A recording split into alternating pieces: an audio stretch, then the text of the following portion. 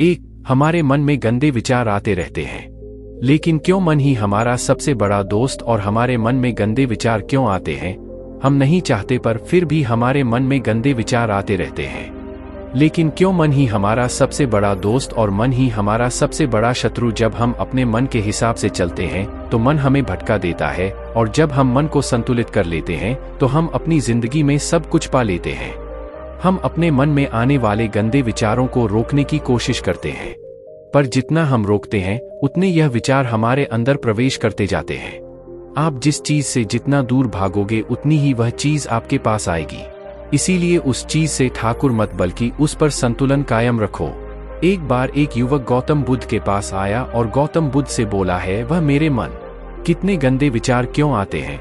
मैं नहीं चाहता कि मेरे मन में गंदे विचार हैं, पर मेरे मन में हमेशा कामवासना के विचार चलते रहते हैं और मैं इनके बारे में सोच सोच कर बहुत परेशान हूँ।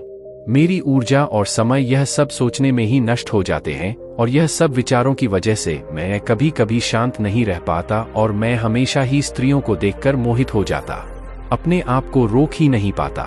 बुद्ध मुस्कुराए और उन्होंने उस युवक से पूछा, क्या तुम्हें पता है कि यह कामवासना होती क्या है? लड़की ने उत्तर दिया और कहा, मुझे तो नहीं पता कि काम बात ना होती क्या है, परंतु का यह जो भी बहुत बड़ी चीज है। फिर बुद्ध ने उसी वक्त से कहा, सबसे पहले तो तुम्हें यह समझना है कि प्राकृतिक रूप से जो भी चीज हमारे अंदर है वह बुरी नहीं है।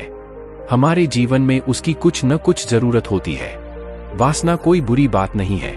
यह हमारे मन की एक भावना है जो हमें किसी न किसी चीज की कमी का एहसास करवाती है, और फिर हमको चीज को पाने के लिए उस चीज की ओर आकर्षित हो जाते हैं। जैसे अगर तुम्हारे पास धन की कमी है तो तुम में धन पाने की बात ना उत्पन्न हो जाएगी। इसका मतलब यह नहीं कि बात ना बुरी है, बल्कि यह तो हमारे मन के एक प्रकार की जरूरत का एहसास है, और जब यह जरूरत शारीरिक हो तो हम इसे कामवासना कह देते हैं। युवक ने गौतम बुद्ध को कहा, मुझे कामवासना का मतलब तो समझ में आ गया, पर आप मुझे बताइए कि यह आती कहाँ से है और कैसे आती है? गौतम बुद्ध ने कहा, कामवासना कहीं से आती नहीं है, यह तो हमारे अंदर ही होती है, और इसका होना तो जरूरी भी है। कभी तो मानव जाति का विस्तार होगा। युवक ने कहा, जब यह हमारे अंदर ही है और जरूरी भी है तो फिर लोग इसे गलत क्यों बताते हैं? बुद्ध ने कहा, यही समस्या है, लोगों ने कामवासना को गलत तरीके से सोच लिया है।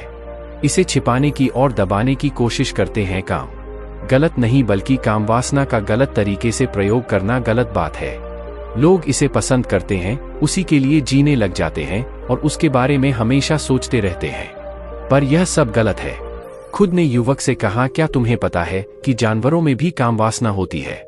युवक ने उत्तर दिया, जानवरों में भी कामवासना होती है, क्योंकि जानवर भी तो आखिर अपनी पीढ़ी को आगे बढ़ाएंगे। बुद्ध ने कहा, तो फिर हम जानवरों की कामवासना को क्यों गलत नहीं कहते? युवक ने कहा, मुझे नहीं पता महात्मा की, मुझे बताइए। गौतम बुद्ध ने कहा, जानवर अपनी कामवासना का प्रयोग आनंद प्राप्ति के लिए नहीं करते, वह तो सिर्फ संतान उत्पन्न करने के लिए कामवासना का उपयोग करते हैं। जानवरों को प्रकृति ने इतनी समझ नहीं दी कि वह कामवासना को अपने सुख का आधार बना सके, जबकि मनुष्य अपनी समझ के बलबूते पर प्रकृति में पाए जाने वाली प्रत्येक वस्तु को अपने के लिए अपने प्रयोग करता है। हम इंसानों ने ही कामवासना को अपने सुख का साधन बना लिया है, जबकि प्रकृति ने तो हमें अपने वंश को आगे बढ़ाने के लिए दिया था, लेकिन इंसानों ने इसे अपने जीवन का परम लक्ष्य बना रखा है, और इस तरह से कामवासना का बेलगाम हो जाना गलत है। युवक ने मुझसे पूछा, महात्मा जी, यह कामवासना हम पर हावी क्यों होती है, क्यों यह बेलगाम हो जाती है? तब गौतम बुद्ध ने कहा, सुनो, अब जो मैं तुम्हें बताऊंगा उसे तुम ध्यान पूर्वक सुनना। कामवासना का सारा खेल तो भेजता, मजा आ जाएगा, तुम्हें तुम्हारे सारे सवालों का जवाब मिल जाएगा, बस तुम्हें ध्यान से सुनकर समझना है। फिर गौतम बुद्ध युवक को बताना शुरू करते हैं। एक बार की बात है, एक आश्रम में गुरु और शिष्य रहते थे। उसे रोजाना आश्रम के बाहर स्थित गांव में दीक्षा लेने के लिए जाते थे। शिष्य जो गांव में भिक्षा लेने जाता था, उस रास्ते में एक नदी पड़ती थी जिससे वह हॉस्पिटल में जाता था। एक दिन उसने देखा कि एक लड़का पेड़ के पीछे छुपा है। उसने लड़के के पास जाकर पूछा, लाइक, तुम इस पेड़ के पीछे छिपकर क्या देख रहे हो? लड़के ने कहा, अरे मुझे नहीं दिख रहा है क्या कि मैं क्या देख रहा हूँ। तब से शनि नदी की तरफ देखा तो वहां पर कुछ लड़कियां पानी भर रही लड़कियां, छोटी 15 साल की, सबसे से ने 2 लड़के से कहा, अरे भाई, वहां पर तो लड़कियां पानी भर रही है, इसमें छुपकर देखने वाली क्या बात है। तब वह लड़का शिष्य की तरफ देखकर उससे कहता है, अरे पागल, तुम्हें नहीं दे रहा क्या कि मैं क्या कर रहा हूं? बहुत बढ़िया, कैसे नदी से पानी निकाल रही है। जरा उनकी अदाओं को देखो, उनके कोमल शरीर को देखो, उनकी पतली कमर मटके को उठाते समय कैसे बल खाती है और उनके बाल उनकी कमर पर कैसे लहरा रहे हैं। मानव सुंदरता बिग टिप्पणी। शिष्य फिर नदी की तरफ देखता है और इस बार वह देखता ही चला गया। अभी तक तो उसे कुछ भी नजर नहीं आ रहा था और वह बिल्कुल निर्भय था। उसे किसी बात का कोई डर नहीं था, लेकिन अब छुपने लगा और उन लड़कियों को देखने लगा जैसे उसने कोई अपराध कर दिया हो। और जब वह छुपकर उन लड़कियों को देख रहा था तभी वह अंदर से कहाँ गया और उसने कहा कि यह मैं क्या कर रहा हूँ? मैं जो भी कर रहा हूँ वह सही नहीं है, मुझे यहाँ से चले जाना चाहिए। और फिर मैं जल्दी से मैसेज चला जाता है। फिर वह आश्रम पहुँच जाता है। आश्रम जाकर वह अपने कार्यों में लग गए, लेकिन जो अभी वह देख कर आया था वही उसकी आंखों के सामने बार बार आ रहा था। उसके मन में वही दृश्य चल रहा था। उसका मन वही सब कुछ देखने के लिए लंच, उसका किसी भी काम में मन नहीं लग रहा था। सुबह होते ही वह रोज अपेक्षा के लिए आश्रम से जल्दी निकल जाता और नदी के पास वाले पेड़ के पास जाता है, जहां वह लड़का पहले से मौजूद रस के साथ मिलकर लड़कियों को छुप कर देखता था। अब वह रोज ऐसा करने लग गया। उसका मन अब किसी भी काम में नहीं लगता। वह हमेशा किसी न किसी प्रकार के विचारों में उलझा रहता था। आश्रम के कार्यों को भी ठीक ढंग से नहीं कर पा रहा था, ना वो ठीक से सो पाता था और मैं ठीक से खाना खा पाता था। उसका मन बेचैन सा रहता था। उसका मन बार बार उन लड़कियों के सौंदर्य को देखने के लिए जब गुरु दीक्षा देते, जबकि उसका मन कहीं और विचारों में खोया रहता था। गुरु ने अपने क्षेत्र की इन हरकतों को देखा। तब एक दिन गुरु ने शिष्य को अपने पास बुलाया और कहा, आज से मैं भी तुम्हारे साथ में जमा करूंगा, तुम और मैं साथ साथ भिक्षा मांगने चलेंगे। तभी शिष्य ने गुरु को मना करते हुए बोला, नहीं गुरुदेव, आप परेशान क्यों हो रहे हो? मैं अकेले ही ठीक से भिक्षा मांग सकता हूँ। गुरु ने शिष्य से कहा, ठीक है, तुम अकेले ही भिक्षा मांगने जा। इसके बाद फिर से भिक्षा मांगने निकल गया। इससे के जाने के बाद गुरुजी आश्रम से निकल गए और शिष्य का पीछा करने लगे कि वह कहाँ जाता है, किस से मिलता है। यह सब देखने के लिए उसके पीछे पीछे चलने लगे। थोड़ी दूर जाने के बाद गुरु ने देखा कि उनका शिष्य एक लड़के के साथ एक पेड़ के पीछे अपराधी की तरह छुपा हुआ है और छुपकर कुछ देख रहा है। गुरु भी अपने शिष्य के पीछे जाकर खड़े हो गए, यह देखने के लिए कि आखिर उनका शिष्य क्या देख रहा है, जिसके लिए वह पेड़ के पीछे अपराधियों की तरह। गुरु ने देखा कि उनका शिष्य पेड़ के पीछे छिपकर लड़कियों को देख रहा है जो नदी से पानी भर रही है। तभी गुरु ने शिष्य से कहा, क्या तुम लड़कियों से भी वृक्ष? गुरु की आवाज सुनकर शिष्य का मन घबराया और उसके पसीने छूटने लगे और कहां पर रहा था जैसे किसी चोर को पकड़ते समय रंगे हाथों पकड़ लिया। उसकी हालत खराब हो गई। मैं कुछ भी नहीं बोल पा रहा था। वह लड़का जो शिक्षा के साथ था वहां से भाग गया, जिससे शिक्षा और भी घबरा गया था। उसके मुंह से कुछ टूटे फूटे शब्द की निकल रहे थे। वह अपने गुरु से भी नजर मिलाने का साहस नहीं कर पा रहा था। गुरु ने शिष्य की ओर देखा और कहा, मेरा जो निर्भय है उसे तो किसी भी चीज का डर नहीं है, लेकिन यह क्या तुम तो डर के मारे कहां पर रहे हो? शिष्य ने गुरु से कहा, मुझे माफ कर दो, इसमें मेरा कोई दोस्त नहीं है। उस लड़के ने मुझे पैदा किया, लेकिन मैं आपसे वादा करता हूं कि आज के बाद मैं कभी दोबारा ऐसा नहीं करूंगा। मुझे माफ कर दो। गुरुदेव ने कहा कि कोई बात नहीं, पर इस बात का तुम ध्यान रखो कि हम जैसी संगति करते हैं वैसा ही फल हमें प्राप्त होता है। हम जैसे संगति करते हैं उनके विचार हमारे अंदर प्रवेश करते हैं। इसीलिए अच्छी संगति करो ताकि तुम्हारे अंदर प्रवेश कर गुरु और शिष्य आश्रम लौट आए और फिर से आश्रम के कार्यों पर ध्यान देने लगे। उसने उस रास्ते को छोड़ दिया और दूसरे रास्ते से जाने लगा। वह अपने काम को ध्यान से करना था, लेकिन धीरे धीरे उसके अंदर क्रोध उत्पन्न हो गया है और फिर वह दूसरे शिष्यों पर क्रोध करने लगा और बेचैन सही समय पर भोजन भी नहीं करता था। वह भोजन भी बहुत कम खाता ना। एक रात गुरु शिष्य के पास आए और उसे बोलो कि तुमने मुझसे वादा किया था कि तुम अपना मन नियंत्रण 3 में रखो। अब तक तुमने कितनी बार अपना वादा? तो यह सुनकर शिष्य अपने गुरु के चरणों में गिर गया और रोने लगा। रोते रोते ही उसने गुरु से कहा कि गुरुदेव, मैं कहीं बाहर अपना वादा तोड़ चुका हूँ, फिर वादा कर लेता हूँ, लेकिन हर बार मैं वादा तोड़ देता हूँ। मेरा मन मेरे नियंत्रण में है कि ना? मैं बहुत कोशिश करता हूँ कि मैं अपने मन से सारे बुरे विचारों को निकाल दूं, लेकिन मैं चाह कर भी ऐसा नहीं कर पा रहा हूँ। फिर गुरु ने शिष्य को कहा, चलो मेरे साथ। गुरु शिष्य को आश्रम के बगीचे में लेकर गए और शिष्य से कहा, देखो यहाँ पर कुछ नालियां बनी हुई है जिससे नदी का पानी इन पौधों तक आ रहा है और यह पानी निरंतर भाव से बह रहा है। क्या तुम इस पानी के बहाव को रोक सकते हो? किसने कहा, गुरुदेव मैं इस भाव को रोक सकता। कृष्ण मिट्टी उठाकर उस लाली के छोर पर डाल दो। वह पानी थोड़ी देर के लिए रुक गया और फिर थोड़ी देर बाद उस देश के ऊपर से पानी आया।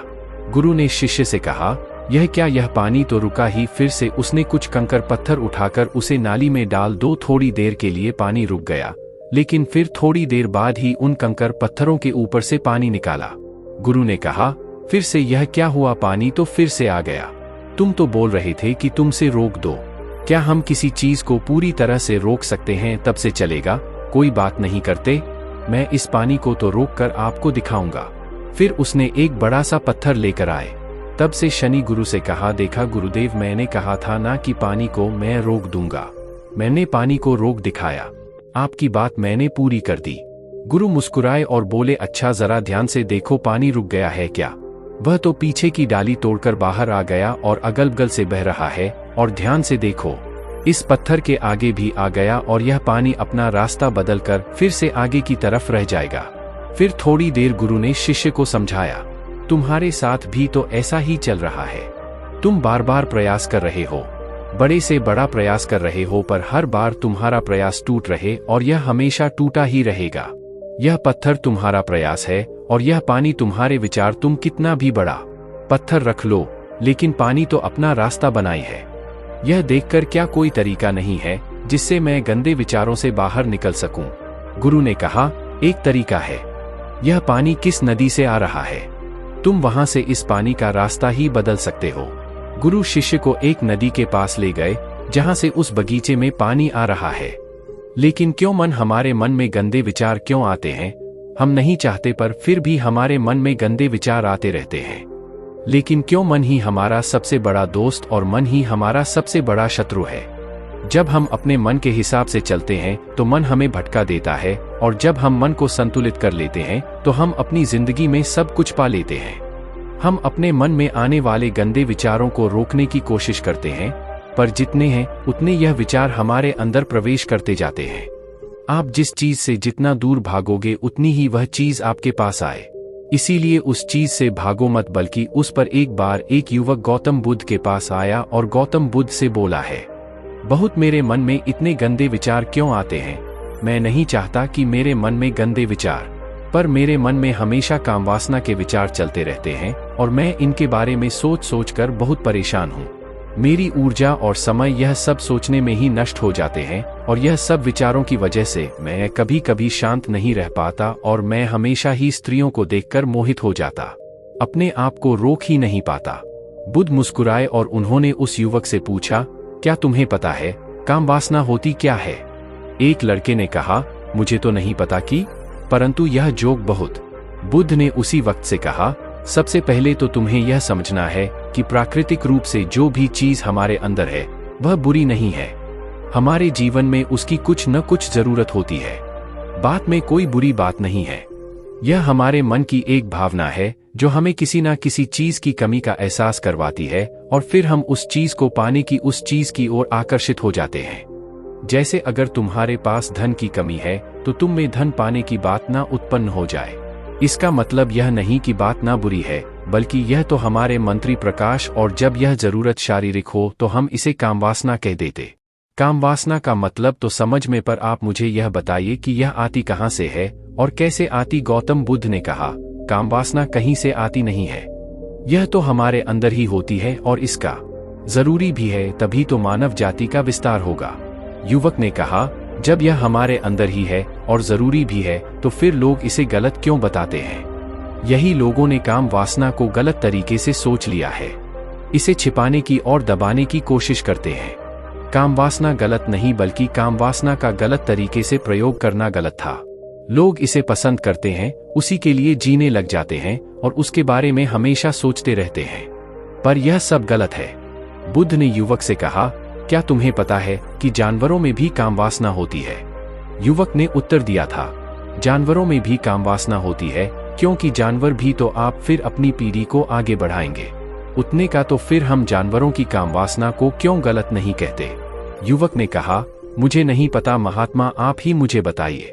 गौतम बुद्ध ने कहा, जानवर अपनी कामवासना का प्रयोग आनंद प्राप्ति के लिए नहीं करते, वह तो सिर्फ संतान उत्पन्न करने के लिए कामवासना का उपयोग करते हैं। जबकि मनुष्य अपनी समझ के बलबूते पर प्रकृति में पाए जाने वाली प्रत्येक वस्तु को अपने सुख के लिए अपने प्रयोग करता है। हम इंसानों ने ही कामवासना को अपने का साधन बना लिया है, जबकि प्रकृति ने तो हमें अपने वंश को आगे बढ़ाने के लिए दिया था, लेकिन इंसानों ने इसे अपने जीवन का परम लक्ष्य बना रखा है, और इस तरह से कामवासना का बेलगाम हो जाना गलत है। युवक ने मुझसे पूछा, महात्मा जी, यह कामवासना हम पर हावी क्यों होती है, क्यों यह बेलगाम हो जाती है? तब गौतम बुद्ध ने कहा, सुनो, अब जो मैं तुम्हें बताऊंगा उसे तुम ध्यान पूर्वक सुनना। कामवासना का सारा खेल तुम्हें समझ आ जाएगा, तुम्हें तुम्हारे सारे सवालों का जवाब मिल जाएगा, बस तुम्हें ध्यान से सुनकर समझना है। फिर गौतम बुद्ध इससे रोजाना आश्रम के बाहर स्थित गांवों में दीक्षा लेने के लिए किस किस गांव में भिक्षा लेने जाना था। उस रास्ते में एक नदी पड़ती है, जिससे देखा कि एक लड़का पेड़ दिखाए। उसने लड़के के पास जाना है। उसके पीछे छुपकर क्या देख रहे हैं? दिख रहा है क्या कि मैं क्या देख रहा हूँ? सब सोचने लगी की तरफ देखा तो वहां पर कुछ लड़कियां पानी, लड़कियां छोटी 50 साल की, सबसे चले लड़के थे। करे भाई, वहां पर तो लड़कियां पानी भर रही, इसमें छुपकर देखने वाली क्या बात है? तब वह लड़का शिष्य की तरफ देखकर मुझसे कहता है, अरे पागल, दिखाई नहीं दे रहा क्या कि मैं क्या कर रहा हूँ और परियां कैसे नदी से पानी निकाल रही है? जरा उनकी अदाओं को दें, उनके कोमल शरीर को देखो, उनकी पतली कमर मटके को उठा कैसे बनाते हैं चार, और उनके बालों की कमर पर कैसे लहरा रही मानो सुंदरता बिखरी बड़ी। शिष्य फिर नदी की तरफ देखता है, और इस बार वह देखता ही चला गया। अभी तक तो उसे कुछ भी नजर नहीं आ रहा था और वह बिल्कुल निर्भय था, उसे किसी बात का कोई डर नहीं था। लेकिन अब वह छूट नहीं लगा और उन लड़कियों को देखने लगा जैसे उसने कोई अपराध कर दिया हो, और जब छुपकर उन लड़कियों को देख रहा था तभी वह अंदर से कहां पर है, क्या कर रहा हूं मैं, जो भी कर रहा हूं वह सही नहीं, मुझे यहां से चले जाना चाहिए। और फिर मैं जल्दी से बाहर चला जाता है। फिर वह आश्रम पहुंच जाता है। आश्रम जाकर अपने कार्यों में लग गया, लेकिन जो अभी वह देख कर आया था वही उसकी आंखों के सामने बार बार आ रहा था। उसके मन में वही दृश्य चल रहा था, उसका मन वही सब कुछ देखने के लिए लग जा रहा था। उसका किसी भी काम में मन नहीं लग रहा था। सुबह होते ही वह रोज परीक्षा के लिए आश्रम से जल्दी निकल जाता और नदी के पास वाले पेड़ के पास जाना, जहां वह लड़का पहले से मौजूद है, न उसके साथ मिलकर लड़कियों को चुप कर देता था। अब वह रोजाना करने लग गया। उसका मन अब किसी भी काम है, वह हमेशा किसी न किसी प्रकार आश्रम के कार्यों को भी ठीक ढंग से नहीं कर पा रहा था। ना वो ठीक से सो पाता था, वह ठीक से खाना खा पाता था। उसका मन बेचैन। सरिता उसका मन लड़कियों के सौंदर्य को देखने के लिए जाना। जब ग्रुप की शादी थी तभी एक डॉट उसका मन कहीं और विचारों में खोया रहता था। गुरु ने अपने शिष्य की इन हरकतों को देखा, तभी गुरु ने शिष्य को अपने पास बुलाया और कहा, आज से मैं भी तुम्हारे साथ में जमा, जरूर तुम और मैं साथ साथ भिक्षा मांगने चले। सभी शिष्य गुरु को मना करते हुए, नहीं गुरुदेव, आप परेशान क्यों हो रहे हो, मैं अकेले ही ठीक से कुछ सामान सकता। गुरु ने शिष्य से कहा।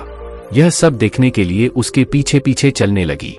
थोड़ी दूर जाने के बाद गुरु ने देखा कि उनका शिष्य एक लड़के के साथ एक पेड़ के पीछे अपराधी की तरह छुपा हुआ है और छुपकर कुछ देख रही अपने शिक्षक के पीछे जाकर खड़े हो गए, यह देखने के लिए कि आखिर उनका शिष्य क्या देख रहा है जिसके लिए वह पेड़ के पीछे अपराधियों की तरह छुपा पड़ा है। गुरु ने देखा कि उनका शिष्य पेड़ के पीछे छिपकर लड़कियों को देख रहा है जो नदी से पानी भर रही है। तभी गुरु ने शिष्य से कहा, क्या तुम लड़कियों से भी अपेक्षा लोगे? गुरु की आवाज सुनकर शिष्य का मन घबराए और उसके पसीने छूटने लगे। वह थर थर कांप रहा था, जैसे किसी चोर को पकड़ते समय रंगे हाथों पकड़ लिया। उसकी हालत खराब हो, कुछ भी नहीं बोल पा रहा था। वह लड़का जो शिष्य के साथ था वहां से भाग गए, जिससे शिक्षा और भी खतरा है। उसके मुंह से कुछ टूटे फूटे शब्द ही निकाल अपने गुरु से नजर मिलाने का तापमान का पारा। गुरु ने शिष्य की ओर देखा और कहा, मेरा शिक्षकों निर्भय है, उसे तो किसी भी चीज का डर नहीं है, लेकिन एक तो डर के मारे कहां पर है। शिष्य ने गुरु से कहा, मुझे माफ कर दो, इसमें मेरा कोई दोस्त नहीं है। उस लड़के ने मुझे पैदा किया, लेकिन मैं आपसे वादा करता हूं कि आज के बाद मैं तुझे माफ। गुरुदेव ने कहा कि कोई बात नहीं, पर इस बात ध्यान की हम जैसी संगति करते हैं वैसा ही फल में प्राप्त हम जैसे संगठन करते हैं उनके विचार हमारे अंदर प्रवेश करते हैं। इसीलिए अच्छी संगति तुम्हारे अंदर अच्छे विचार पर बैठकर गुरु और शिष्य आश्रम लौट आए और फिर से आश्रम के कार्यों पर ध्यान देने लगे। उसने उस रास्ते को छोड़ दिया और दूसरे रास्ते अपने काम को ध्यान से करना था, लेकिन धीरे धीरे उसके अंदर क्रोध उत्पन्न हो गया और फिर वह दूसरे शिष्यों पर क्रोध करने लगा और बेचैन, अब सही समय पर भोजन भी नहीं कर, भोजन भी बहुत कम खाना। एक रात गुरु शिष्य के पास आए और उसे बोलो कि तुमने मुझसे वादा किया था कि तुम अपना मन नियंत्रण में रखो, अब तक तुमने कितनी बार अपना वादा। तो यह सुनकर शिष्य अपने गुरु के चरणों में गिर गया और रोने लगा। रोते रोते ही उसने गुरु से कहा कि गुरुदेव, मैं कहीं बाहर अपना वादा तोड़ चुका हूँ, फिर वादा कर लेता हूँ, लेकिन हर बार मैं वादा तोड़ देता हूँ। मेरा मन मेरे नियंत्रण में है कि मैं बहुत कोशिश करता हूँ कि मैं अपने मन से सारे बुरे विचारों को निकाल, लेकिन मैं चाह कर भी ऐसा नहीं कर पा रहा हूँ। फिर गुरु ने शिष्य को कहा, चलो मेरे साथ। गुरु शिष्य को आश्रम के बगीचे में देखो, यहाँ पर कुछ नालियाँ बनी हुई है जिससे नदी का पानी इन 5 पौधों तथा आ रहा है और यह पानी निरंतर प्रभाव से बह रहा है। क्या तुम इस पानी के बहाव को रोक सकते हो? किसने कहा, हाँ गुरुदेव, मैं बहाव को रोक सकता हूँ। फिर से मिट्टी उठाकर नाली के छोर पर डाल दो, वह पानी थोड़ी देर रुक जाओ। थोड़ी देर बाद पेट के ऊपर से पानी है। गुरु ने शिष्य से कहा, यह क्या, यह पानी तो रुका ही। गिरते उसने कुछ कंकर पत्थर उठाकर और थोड़ी देर के लिए पानी, लेकिन थोड़ी देर बाद ही उनके ऊपर से। गुरु ने कहा, शिष्य क्या हुआ? पानी तो फिर से आ गया। तुम तो बोल रहे थे कि हम किसी चीज को पूरी तरह से रोक सकते हैं, तब शिक्षण का कोई बात नहीं। फिर भी मैं इस पानी को तो रोक कर आपको दिखाऊंगा। फिर उसने एक बड़ा सा पत्थर लेकर आया और उसे नाली पर डाल दिया। अब से चले। गुरु से कहा, देखा गुरुदेव, मैंने कहा था ना कि पानी को मैं रोक दूंगा। मैंने पानी को रोक दिखाएं। आपकी बात मैंने पूरी करनी। गुरु मुस्कुराए और बोले, अच्छा जरा ध्यान से देखो, पानी रुक गया है। क्या वह तो पीछे की नाली तोड़कर बाहर आ गया और अगल बगल तरह रहा है? इस मंदिर के आगे भी आ गया और यह पानी अपना रास्ता बदलकर फिर से आगे की तरफ नहीं जाएगा। फिर थोड़ी देर बाद ऐसा ही हूँ। फिर गुरु ने शिष्य को समझाया, तुम्हारे भी तो ऐसा ही चल रहा है। तुम बार बार को याद कर रहे हो, बड़े से बड़ा प्रयास कर रहे हो, हर बार तुम्हारा प्रयास टूट रहा है और यह हमेशा टूटा ही रहेगा।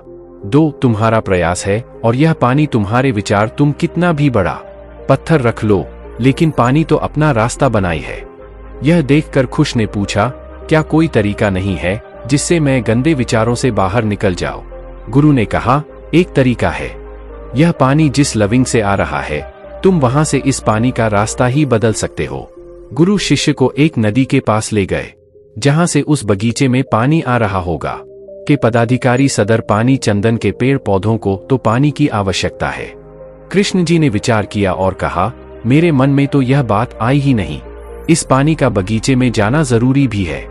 गुरु ने कहा, और उन पेड़ पौधों में कुछ ऐसे हैं जिनको रोज पानी की आवश्यकता हो तो मर जाकर मर ही जाएंगे। पानी तो हमें खोलना ही होगा। उसने गुरु की बात सुनकर पानी का रास्ता खोल दिया। तब गुरु ने पूछा, अगर हम इस नदी के पूरे पानी को बगीचे की तरफ मोड़ दे तो क्या होगा? उसने उत्तर दिया, गुरुदेव, वहां पर जितने भी पेड़ पौधे हैं वह सब जलकर नष्ट हो जाएंगे और वहां पर कुछ नहीं बचेगा। गुरु मुस्कुराए और बोले, तुम इस बात को समझो, हमें किसी भी चीज को रोकना नहीं, बस हमेशा संतुलन बनाए रखना। कम पानी से भी पौधे नष्ट होते हैं और ज्यादा पानी से भी पौधे नष्ट होते हैं। हमारा जीवन संतुलन से ही चलता है। गुरु ने कहा, अगर मैं तुम्हें कुछ कहूं कि तुम आम के बारे में मत सोचो तो तुम्हारे मन में सबसे पहले किसका चित्र आएगा? शिष्य ने बोला, गुरुदेव, मेरे मन में तो पहला चित्र। गुरु ने कहा, जब हम गंदे विचारों को जबरदस्ती रोकने का प्रयास करते हैं तो भी और भी मजबूती से हमारे अंदर प्रवेश करते हैं। इसीलिए हमें उन्हें कभी भी, गुरु ने शिक्षकों का, हमारे गंदे विचार बुरे लोगों की संगति करने की वजह से भी आते हैं। कभी कभी काम करता हमारे अंदर होती नहीं है, लेकिन हमारे अंदर हावी हो जाती है। फिर किसने कहा, गुरुदेव आप सही कह रहे हैं, मैं अपने मार्ग से भटक गया था। गर्भाशय के उस रात बहुत की चैन की नींद सो जा। सुबह अपने कार्यों को पूरे मन से किया और फिर सुबह बहुत भिक्षा लेने के लिए उसी रास्ते से गया।